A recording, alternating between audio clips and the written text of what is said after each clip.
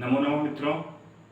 तो आज मैं आपके समक्ष तून प्रत्यय लेकर उपस्थित हूँ। इससे पहले त्वाल ल्यव ये सब हो चुका है, तो इससे पहले तून प्रत्यय हम प्रारंभ करेंगे। इससे पहले आप सब्सक्राइब जरूर कर लें ताकि नेक्स्ट वीडियो आपके समक्ष पहुँच सके, आप तक पहुँच सके। और लाइक भी कर दें, अपने दोस्तों के साथ शेयर भी कर लें। चलिए, तो तून प्रत्यय की तरफ चलेंगे हम लोग। तून प्रत्यय हम सबसे पहले मैं बता दूं आपको कि तून प्रत्यय के लिए अर्थ में होता है। किसके अर्थ में होता है? के लिए, मतलब पठितुम, मतलब पढ़ने के लिए। किस अर्थ में होता है? पठितुम मीन्स पढ़ने के लिए। चलिए, अब इसमें थोड़ा सा कुछ नियम है, पहले नियम देखें। तो नियम में सबसे पहले है कि तुमुन प्रत्यय का प्रयोग करते समय तुमुन का तुम शेष रहता है। मतलब क्या समझे? मतलब तुमुन प्रत्यय का जब हम प्रयोग करते हैं उस समय क्या होता है? तुमुन प्रत्यय का तुम शेष रह जाता है। ठीक, तुम मौ में जो ऊ है और नौ हलंत, उस ऊ और नौ का लोप हो जाता है, मतलब हट जाता है। बच क्या जाएगा? तो तुम, तो हर्षु हर्षु और मौ हलंत। ओके, तो आप इसको समझ गए। नेक्स्ट में हम देखेंगे कि प्रत्यय का प्रयोग करते समय धातु के अंतिम वर्ण में ई का प्रयोग होता है। जब हम तुमुन प्रत्यय का प्रयोग करने लगेंगे, क्या करेंगे? तुमुन प्रत्यय का जब हम प्रयोग करेंगे तो धातु के अंत में ई का प्रयोग होगा। किसका? ह्रस्व ई। ह्रस्व ई की मात्रा का प्रयोग होगा। ठीक है, प्रयोग होता है। नेक्स्ट, यदि धातु के अंत में स्वर न हो तो, यदि धातु के अंत में कौन ना हो? स्वर न हो। Concept clear? यदि कंसेप्ट नहीं क्लियर हुआ तो फिर से एक बार बताते हैं।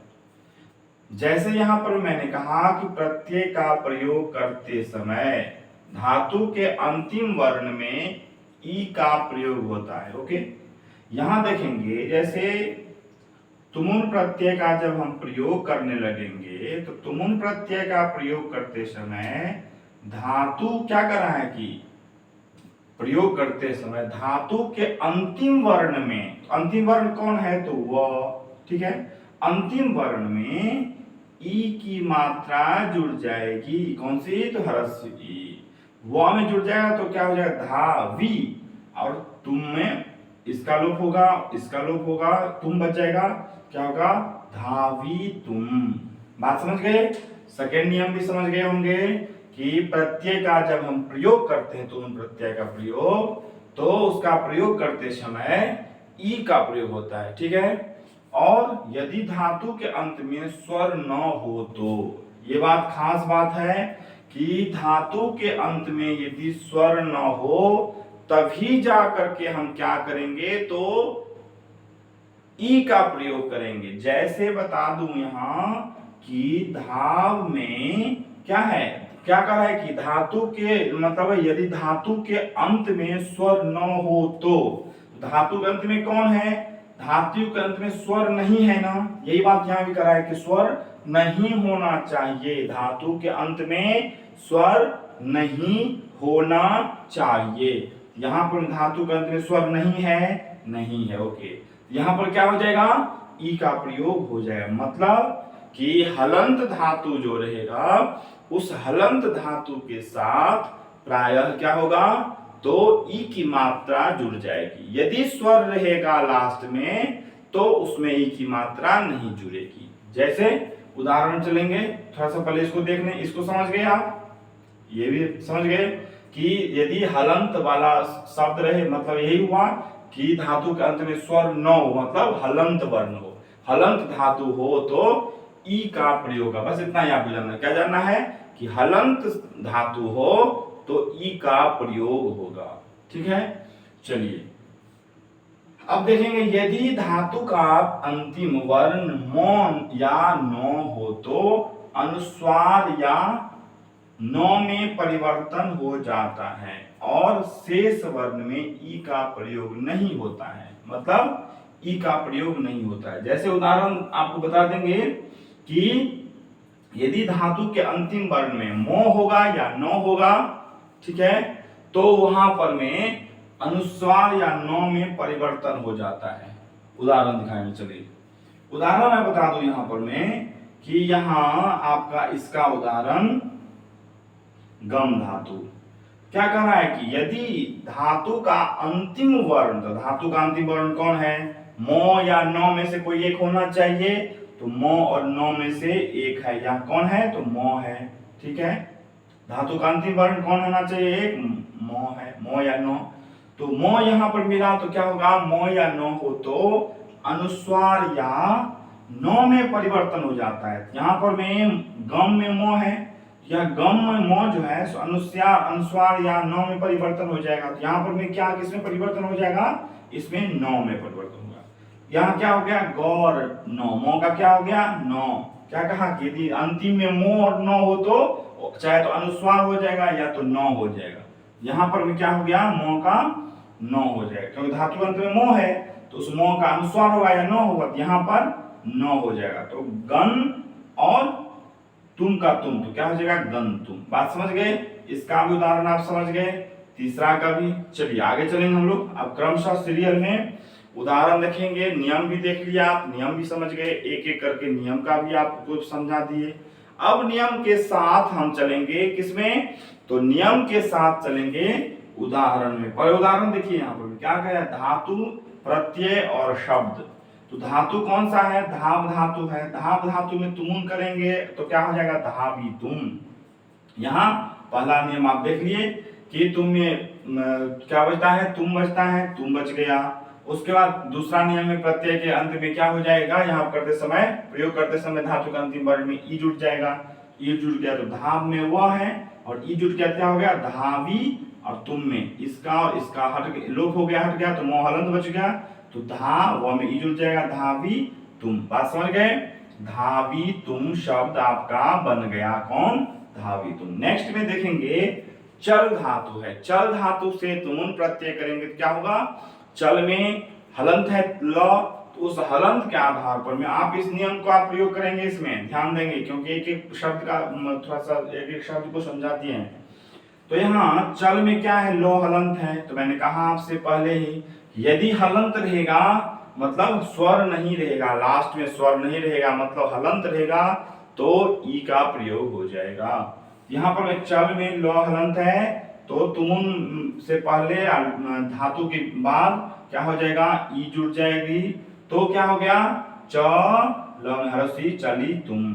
समझ गए बात, चली तुम। Okay, concept clear. चलिए आगे चलते हैं। नेक्स्ट में हस धातु है, मतलब यहाँ खाद धातु। तो खाद धातु में भी वही बात, हलंत है तो हलंत रहेगा, क्या हो जाएगा, ई जुट जाएगी, तो खा द हरसी की मात्रा खादी और तुम, क्या हो गया, खादी तुम शब्द आपका बन गया। चलिए नेक्स्ट में देखेंगे यहाँ पर हस धातु है। तो हस धातु में तुम प्रत्यय करेंगे, तुम ई जुट जाएगा, हलन धातु है तो यहाँ ई जुटेगा, तो क्या हो जाएगा, हसी तुम। तुम में ऊ हट जाएगा, कौन हट जाएगा, ऊ, और नौ हट के मो हलंत बच जाएगा, तो ह में ई जुट जाएगी, हसी तुम। ये भी समझ गए।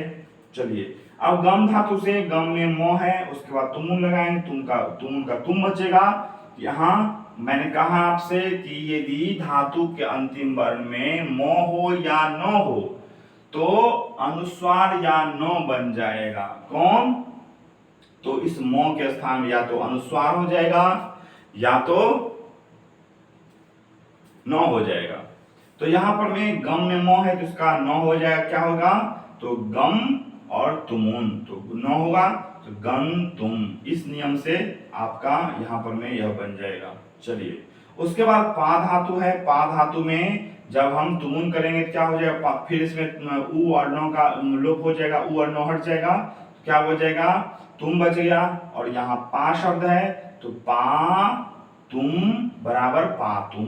मैंने कहा यहां से, यहां पहले ही कि यदि धातु के अंत में स्वर न हो तो ई जुट जाएगा, यदि स्वर होगा तो क्या होगा, ई नहीं जुटेगा। यदि स्वर होगा अंतिम में, धातु के अंतिम में यदि स्वर होगा तो ई नहीं जुटेगा, यदि स्वर नहीं होगा तो ई जुट जाएगा। चलिए बात समझ गए।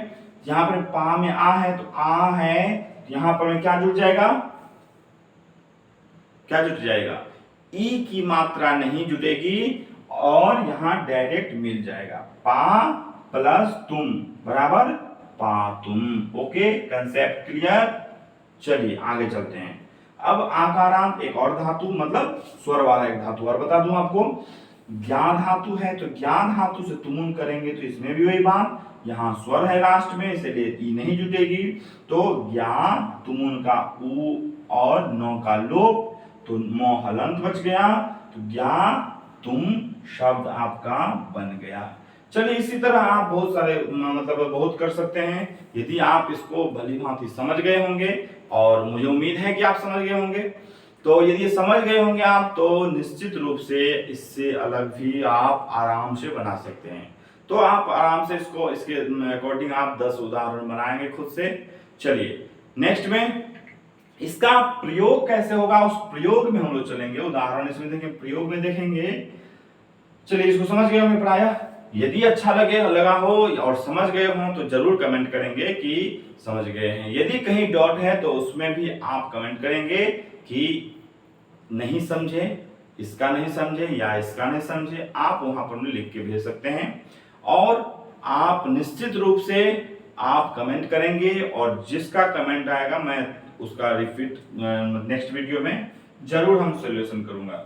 चलिए अब हम उदाहरण में देखेंगे कि अहम खादामि जलम पिबामि, इसमें क्या होता है तुमुन प्रत्यय का प्रयोग जब हम करते हैं तो एक धातु का प्रयोग करते हैं दूसरे धातु को, मतलब एक काम को करते हैं दूसरे काम को करने के लिए।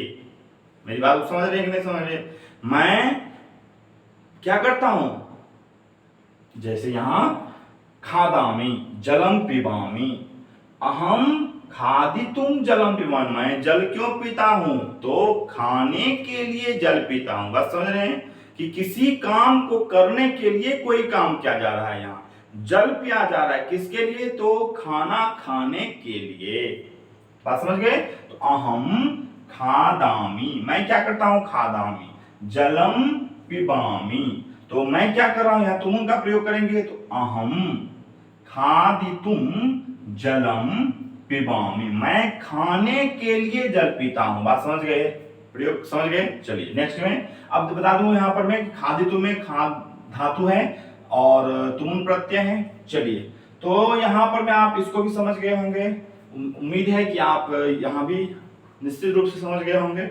चलिए लाइक और सब्सक्राइब करना मत भूलिएगा, ठीक है, जरूर आप सब्सक्राइब कर देंगे। यदि पसंद ना आए तो आप डिसलाइक भी कर सकते हैं, इसमें कोई बात नहीं है, आप पसंद नहीं आए तो डिसलाइक भी कर सकते हैं, और यदि पसंद आए तो आप लाइक भी करें, सब्सक्राइब भी करें और मित्रों के साथ शेयर भी करें। चलिए आगे चलेंगे।